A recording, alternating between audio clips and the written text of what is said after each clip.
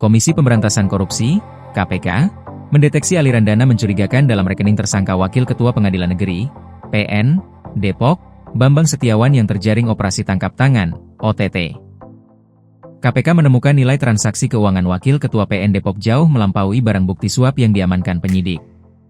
Dugaan adanya penerimaan lain di luar kasus sengketa lahan ini mencuat setelah KPK melakukan analisis mendalam bersama Pusat Pelaporan dan Analisis Transaksi Keuangan (PPATK). Penyidik menemukan ketimpangan yang signifikan antara profil pendapatan resmi Bambang Setiawan dengan lalu lintas uang di rekening pribadinya. Kita akan juga bekerja sama dengan stakeholder lain, dalam hal ini dengan PPATK ya. Kita mentracek keuangannya, dan aliran uang dan lain-lain. Ditemukanlah bahwa ada aliran dana yang mencurigakan terhadap suspek tersebut ya, ujar PLT Deputi Penindakan dan Eksekusi KPK Asep Guntur Rahayu di Gedung Merah Putih KPK, Senin 9 Februari. Dari situ kita melihat juga, bandingkan dengan jumlah kemarin, nilai dari suapnya tersebutkan seperti itu. Suapnya hanya kan 850 juta rupiah, sementara dari transaksi keuangan yang ada yang kami terima dari PPATK itu lebih besar gitu, sambungnya. Asep mengungkapkan temuan janggal tersebut didapat setelah pihaknya membandingkan nilai suap terkait eksekusi lahan yang hanya berkisar ratusan juta rupiah dengan data transaksi keuangan yang diterima dari PPATK. Asep menjelaskan bahwa temuan ini membuka kemungkinan adanya penerimaan gratifikasi lain dalam pengurusan perkara sebelumnya.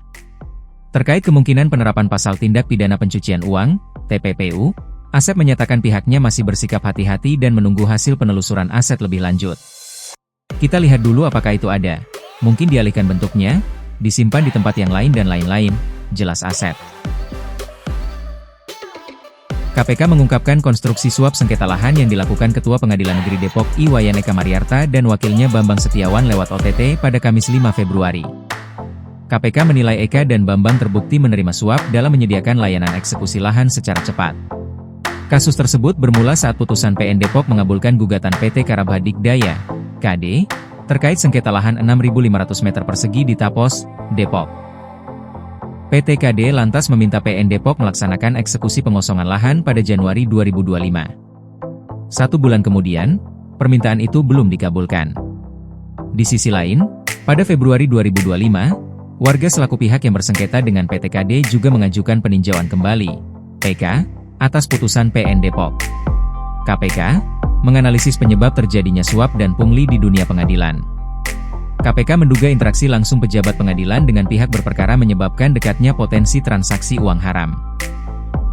Interaksi antara pihak berperkara dan aparatur pengadilan di luar mekanisme resmi turut menjadi persoalan serius, kata juru bicara KPK Budi Prasetyo dalam keterangannya pada Rabu, 11 Februari 2026.